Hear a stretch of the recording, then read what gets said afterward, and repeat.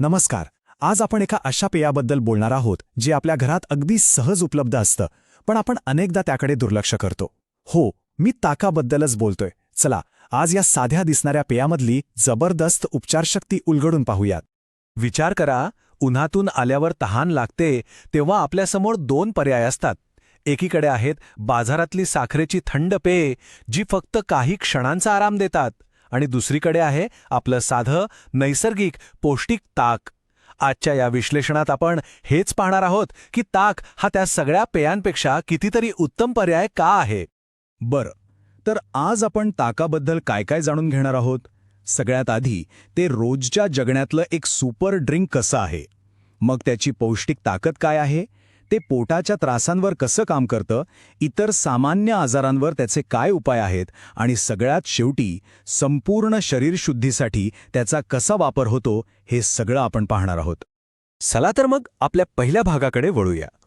ताक हे फक्त तहान भागवणारं एक पेय नाहीये, तर त्याहून बरंच काही आहे. आपण रोज काय पितो हा एक छोटासा निर्णय वाटतो नाही का, पण त्याचा आपल्या आरोग्यावर खूप मोठा परिणाम होत असतो. आणि म्हणूनच बाजारातल्या त्या गोड पेयांऐवजी ताकासारखा आरोग्यदायी पर्याय निवडणं किती फायदेशीर ठरू शकतं हेच आपल्याला आता समजून घ्यायचंय. तर मग प्रश्न येतो की ताक इतकं फायदेशीर आहे तरी का? यामागे फक्त परंपरा आहे की खरंच काही विज्ञान? तर यामागे ठोस वैज्ञानिक कारणं आहेत. चला तर मग बघूया या सुपर ड्रिंक मागची ताकद काय आहे. ताक म्हणजे पोषक तत्वांचं एक पॉवर पॅक आहे. यात आपल्याला मिळतं व्हिटॅमिन B12, जे दिवसभर ऊर्जा टिकून ठेवतं. कॅल्शियम आहे, जे आपल्या हाडांना मजबूत करतं. आणि इतकंच नाही, तर पोटॅशियम आणि फॉस्फरस सारखे अत्यंत महत्त्वाचे घटकही यात भरपूर प्रमाणात असतात. आणि आता हा आकडा बघा, तब्बल 90%. माहितीनुसार रोज ताक प्यायल्याने आपल्या शरीराची दिवसभरात जी झीज होते ना, ती भरून काढायला चक्क 90% मदत होते. म्हणजे विचार करा, शरीराला आतून दुरुस्त करण्याची किती जबरदस्त ताकद आहे या साध्या पेयामध्ये. आणि या सगळ्या पोषक तत्वांचा थेट परिणाम आपल्या तब्येतीवर दिसतो. ताकामुळे शरीरातली उष्णता कमी होते, ज्यामुळे रात्री शांत मस्त झोप लागते. आणि साहजिकच आहे, जेव्हा झोप चांगली होते तेव्हा शरीरातली ताकदही आपोआप वाढते. चला, आता बघूया ताकाचे काही अगदी व्यावहारिक उपयोग. सुरुवात करूया पोटापासून. असं म्हणतात की ताक हे आपल्या पोटाचं अगदी जिवलग मित्र आहे. कसं, तेच आता पाहूया. पोटाचे छोटे मोठे त्रास तर प्रत्येकालाच होतात, पण त्यावरचे सोपे उपाय या ताकातच लपलेत. बघा, जर लठ्ठपणा नियंत्रणात आणायचा असेल तर रोज ताक प्या. पोटात जंत झाल्यासारखं वाटत असेल तर ताकात फक्त थोडा ओवा टाकून प्यायचा. आणि पित्ताचा त्रास तर अनेकांना होतो. अशावेळी साखर आणि काळी मिरी घातलेलं ताक प्या, लगेच आराम मिळतो.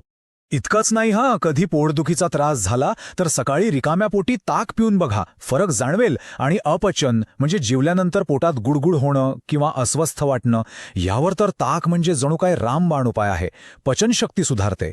बरं, ताकाचं काम फक्त पोटापुरतं मर्यादित नाहीये, त्याचे फायदे पचनसंस्थेच्याही पलीकडे जातात.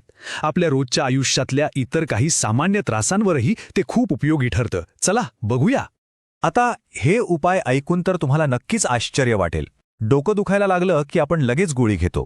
त्याऐवजी पुढच्या वेळी ताकात चिमूटभर जायफळ पूड टाकून पिऊन बघा.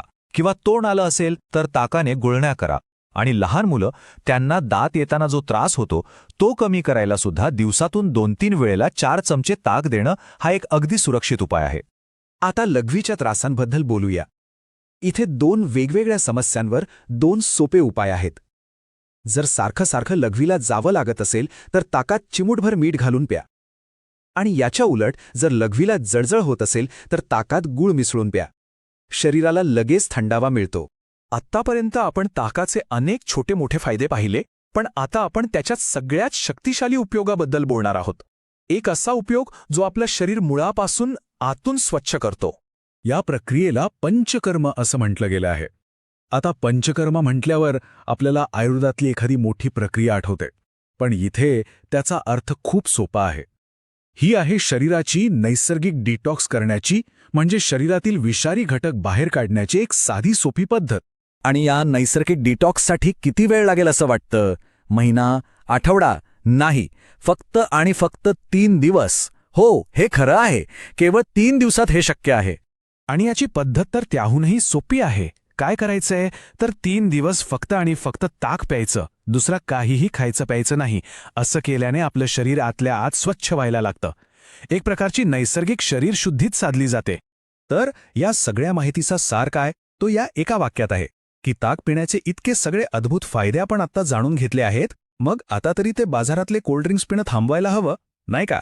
आणि शेवटी एक विचार मनात येतोच की आपल्या परंपरांमध्ये, आपल्या आजी आजोबांच्या बटव्यात या साध्या ताकासारखी अजून कितीतरी शक्तिशाली रहस्य दडलेली असतील, नाही का, ज्यांच्याकडे आपण आज कदाचित दुर्लक्ष करतोय. यावर विचार करायला नक्कीच हरकत नाही.